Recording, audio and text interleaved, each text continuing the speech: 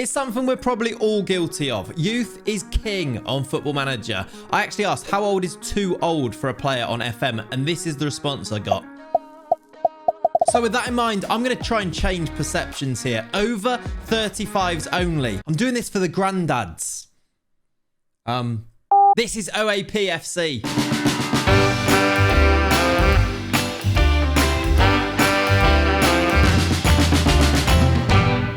Welcome back to the channel. My name is Clayts and this is a new series on the channel, OAPFC. For this series, I have appointed myself as manager at Crystal Palace. Well, I say I've appointed myself. I've actually appointed Roy Hodgson from Wish, which is truly terrifying. I will accept that completely now. My aim for the series is to see how we can do, to see if we can win things with a team that is built solely of players that are over 35 years old. We're going to abolish the myth that anything above 29 is too old on Football Manager. See if we can actually win things with the golden oldies. To begin with, I've gone and got rid of every current Crystal Palace player. So Wilfried Zaha's finally got his move. Get out! In their place, I've brought in a crack team of over 35-year-old British-based players. And I mean, there they are, look. Yeah, that's Phil Bardsley at left back. To actually try and make us competitive, though, in today's episode, we're going to delve into the overseas transfer market, see if we can bring in the creme de la creme of European granddad. I need to stop calling them granddads. They're literally like 5 years older than me. But yeah, we're going to see which golden oldies we can bring to the Selhurst Park retirement home. All right, let's get into this then, which says that pretty much every single player at the club is going to run out of contract at the end of the season. That is to be expected when your team is made up of players that are 35 or over. Here's a quick little look at the team then, so you can see there's some 40-year-olds in there. Let's actually sort by age. 40-year-old Ricardo Fuller is our oldest player, but we've got the sprightly Ben Watson and Phil Bardsley. One of our better players, Fernandinho, is now at the club. Let's actually have a look at what team we'd be likely to play if we didn't go and buy people, but I really think we do need to go and buy some people. Let's set up a little tactic as well. Control possession. That seems the way to go for me. For now, we'll go 4-2-3-1. Let's just check lower tempo. I mean, maybe we should go much lower tempo. It's basically walking football at this stage. There's no running. To do a quick pick, let's pick the best 11 and have a look at what we are working with. The likes of Thiago Silva's here, Fernandinho, as well as the likes of Stuart Downing. Probably not going to be cutting inside. Phil Bardsley at left back. There are gaps in this team. Fabianski's a decent keeper. We need to go and buy some people. So let's jump into the market and see how we can make this team competitive in the Premier League. Just a quick one as well. The club vision does say that we're not allowed to sign players over the age of 50 because that would be ridiculous, wouldn't it? We're also expected to finish in the top half, which I can see being a slight issue here. So with a very quick and simple player search for players that are over 35 years old, these are the players that jump out straight away then that are actually interested, or at least doubtfully interested in joining our club. There are one or two players here that straight away I want to go and sign. Dani Alves, for example, he is still unbelievable at 37 years old. The only worry is that he's out with a broken arm for 3 months. I think they might reject it. They also will reject the bid. We'll have to pay a bit of money for him. I'm going to put a bid of 10 million. We've got a little bit of money to spend here at Palace. I think he might fail a medical, though, is my worry with him. Scrolling down this list as well. Nigel de Jong. Nigel de Jong, straight away. He is the man we need to hold down that midfield with Fernandinho. How much do you want? Right, 400k. There's a bid in for Nigel. I feel like that's a good start. Just having a look at the players that wouldn't be interested yet as well. Some of these have just signed new contracts. The likes of Arjen Robben, I would love to bring in, but he's just signed his contract at Groningen. I feel like if we leave this a little bit longer, we might be able to get some of these. The likes of Huntelaar's there. Of course, Ronaldo. That's a dream for the future, I think. Handanovic, Ibrahimovic, Ribery. There's one or two players that aren't yet interested, but I think we keep an eye on in the future. Fabio Quagliarella, he's interesting. A lot of great mentals, some really decent technicals too. Is this the striker we want, 37 years old? How much to sign him? Not a bad deal, that. Let's put a bid in for Quagliarella as a striker there. I think that makes sense. I'm being drawn back to Miranda as well. Miranda still looks really good for a centre-back despite being 35. I think we put a bid in for Miranda. They want not too much. They want a friendly. They can have a friendly. By the way, in the comments down below, if there are players that you think I'm missing out on here, leave them down in the comments. I'll be sure to have a look at them next episode if I don't get to them in this episode. This is going to be an ongoing thing where I want to do like 3 or 4 seasons of this and see where we can go with this, what we can achieve. I think it'd be really fun when players get to the age of turning 35 and suddenly we can sign them. For example, players like James Milner is 34. In January, he turns 35. As soon as that happens in the January window, I think we go and try and sign Milner. Also, at the end of every single season, we're going to have players retiring. I think it can make for a really fun dynamic. The team's going to be ever-changing. And I think we can really put together some good teams and hopefully maybe even win some stuff with Palace here. I'm looking at the team and we're really weak on the wings. We've got Wayne Routledge and Stuart Downing. I really think we need to find wingers. The likes of Ian Robben would be perfect, but he's just not interested at the moment. So what have we got that's out there right now? Let's have a look at either side here. I mean, Joaquin pops up. Joaquin, Joaquin's still decent. He's 39, but still looks pretty good. Let's see if we can bring him to Palace. Oh, and I've just seen a name as well. Maxi Rodriguez. Maxi Rodriguez runs down the wing for me. 39 years old. Not sure he's going to be running down the wing, but ambling. Maxi Rodriguez ambles down the wing for me. Not quite. It's not quite the same, is it?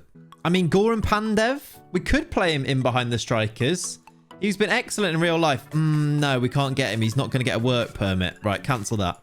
I've just sorted by international caps and seen that Morten Gamst Pedersen is a thing. I actually kind of want to bring in Morten Gamst Pedersen just because he's got 18 corners, 16 free kick taking. What are his long shots? Long shots only 13.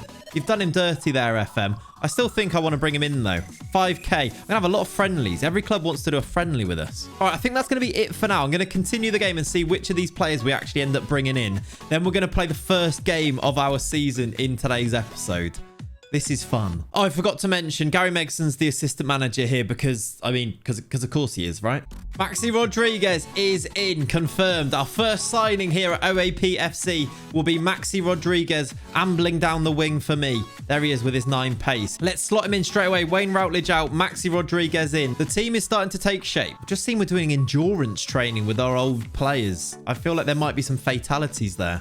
Oh, look at this for good news. Miranda is in the van. Quagliarella is in. Joaquin is in. And finally, Morten Gamst Pedersen is in. We've confirmed now 5 new signings for OAPFC. We're just waiting on Dani Alves, actually, at the moment, which I think is going to be cancelled because of his medical, but they have accepted the offer for him. If I do a new quick pick of the team, as you can see, Quagliarella's in. You've got Fernandinho with Watson. Where's Nigel de Jong? Has that one not happened yet? We've also got the likes of Joaquin, Rodriguez, Miranda slotting in. This team doesn't look too bad now. And especially when some other players turn 35 and we can bring them in. I was going to say high hopes. I think we can avoid relegation. We've still got Phil Barsley at left back. There are literally no good left backs either. This is potentially a problem. Is there anyone who's 34 that is good, that is going to be 35 soon? Oh, Felipe Luis, when are you 35? On the 9th of August, Felipe Luis turns 35. That would be perfect. We'll bring him in as soon as he's 35. See? Forward planning. All right, so we're actually only waiting on this Nigel de Jong transfer. And then all of my targets will have been brought in. And then we're going to get ourselves up to... Well, we'll get ourselves, first of all, up to Felipe Luis's birthday. And then we'll get to the start of the season and see how this team does. All right, Nigel de Jong is in the van. He's been confirmed. That's one of them. Now, all we need to do is hopefully sign Felipe Luis. We've got this left-back berth sorted. And I think I'm ready to start the season. Who have we got first game of the season, actually? That's going to be interesting. We've got Liverpool. Right. Excellent news. All right, so de Jong slots in next to Fernandinho here. I think the one gap is this left-back berth. Let's just now wait for Felipe Luis's birthday. All right, happy birthday, Felipe Luis. It's now the 9th of August, which means once I brought in this goalkeeping coach, he should now show up on our search where we're looking for over 35-year-olds. There he is. Actually, Ashley Young is now old enough as well. He must have only just turned 35 as well. He has. He's now interested, so that does change things maybe. Actually, thinking about that, maybe some of those players that weren't interested before are now interested. We should have a look at that. How much for Felipe Luis? 1.2 million. Yes, please. Let's have a look, see if there's any extra players that have now popped up. Oh, there has. Look. Iron Robin is now available. He is now interested. How much for him? 4 million. It's a done deal. Bring him in. We've also got Pepe, the centre-back Pepe. I mean, that's red card central, but I feel like we have to bring him in. How much do they want for him? Right, they actually want a bit of money for him. 5 million? He's 37. 5 million seems fair to me. Is there any other players on here that I need to be bringing in? Do you know what? I might bring in Demba Ba as a backup striker. He's 35, playing in Turkey. For 450k, we can bring him in as our backup rather than Glenn Murray. I feel like that's smart. Right, Demba Ba has joined. He will be one of our backup strikers. We've got a big old squad now. Lots of them are not very good, though. He's going to be an option, though, Demba Ba. And then a big two coming in then. Iron Robin has accepted a move, as has Felipe Luis. I think our summer business is now done. I'm going to get us up to the first game of the season. I will see you then. If I bring in any extra players, I'll let you know, of course. But let's get ourselves to that first game of the season. So here we are then. It is match day, first game of the season for our old age pensioners, as we are calling them. OAPFC is Liverpool versus Crystal Palace. And full disclosure, I have made some more signings. The likes of Gianluigi Buffon became available, so I snapped him up. Of course I did. Marco Parolo as well. He still looks really good for a player of his age, 35 years old. I'll just show you him there. Look. Looks actually really, really good. I'm going to start him on the bench today because of memes, really. Also, another player that did come in was Dani Alves. Despite his broken arm, he's not quite fully fit from it, but he has been brought in. Giorgio Chiellini might sign as well. I had to delay that transfer, but I think we'll be able to get him in as well after this match. The team for this match is going to look like this. In goal, it will be Gigi Buffon, a new signing. At right back, Ivanovic. Dani Alves not quite fully fit, of course. At centre back, Miranda and Thiago Silva, a Brazilian duo in the centre of defence, alongside another Brazilian, Felipe Luis, at left back. In midfield, Fernandinho alongside Nigel de Jong. Nigel de Jong hopefully not booting people in the chest, but booting the ball out of play and keeping us tight at the back in that midfield. Ahead of him, some live wires. Maxi Rodriguez ambling down the wing for me on the left-hand side, with Iron Robin cutting in from the right on his left foot. Of course he is. Pablo Hernandez is in the centre with Quagliarella up front. The likes of Parolo, Demba Ba, Gamps Pedersen, Phil Jagielka, Glenn Murray, Joaquin Bardsley, Fabianski and Routledge are on the bench. In a strange swing of events, Stuart Downing is injured. That's the team. Let's go and see how they can get on playing their walking football style. Let's give Gigi Buffon the number. Let's give him the number 99, a bit like his mate Donnarumma there. And Parolo, you can have 14. Those numbers. Let's see if this style of play works. Let's see how they get on. It's Liverpool. Of course it's Liverpool that we play at. Away from home at Anfield for these OAP players. Let's do this. There's the Liverpool team. They've got Jota up front and Firmino in behind him. That is a good, strong team. Van Dijk at the back. But look at this Crystal Palace team. Imagine they did this in real life. Robin, Maxi Rodriguez, Hernandez, Fernandinho, De Jong, Buffon in goal. Here we go. We're underway. It's Liverpool on the attack early, but Nigel de Jong heading the ball away. I want to see what this style of play actually looks like with them kind of ambling around and passing it around slowly. Mane's in behind early and, well, we've conceded in the first minute. Diogo Jota has put the ball in the back of the net, and I think it came off the post rather than Buffon there, but already we trail. This isn't a good sign. I mean, what do we expect from the season? I mean, we're supposed to finish in the top half, but this is Liverpool. Jota with an open goal. Okay, straight into another highlight a minute later. This is quite scary. We've got the ball, though. Now, what can we do with this slow, patient style of play that we're going to play? They're passing it around. Experienced footballers. Here's Robin. Have you got any pace left, Iron? He's gone down that right-hand side into Branislav Ivanovic, who, that's it, he keeps hold of the ball. De Jong, Miranda. We're playing it around beautifully. That is a bit of an aimless ball, but Quagliarella's there. Quagliarella, we've equalised. Fabio Quagliarella, I think he's 37 years old, and he scored on his Crystal Palace debut, and it's 1-1. I won't lie, I was not expecting that. It's a little bit of an aimless ball over the top from Miranda, but it's a mistake by Van Dijk. Well, is it a mistake? Quagliarella gets there first and finishes past Alisson. 1-1. Another highlight here then, a big boot forward from Alisson Becker. Liverpool pick up the pieces with Salah into Firmino, who's in behind, shoots, scores past Buffon. It's already 2-1. We're in the 6th minute. Liverpool on the attack again here. Mane down the left-hand side. He's got Jota in the middle. Jota's in the middle, scored again. It's 3-1. I thought it was 4. It is only 3. It's the 14th minute. We've had 4 goals and we're 3. What? This could be a long season. It's way too easy. It's Mane down the left who just crosses into the middle, and Jota with his second of the game past Buffon.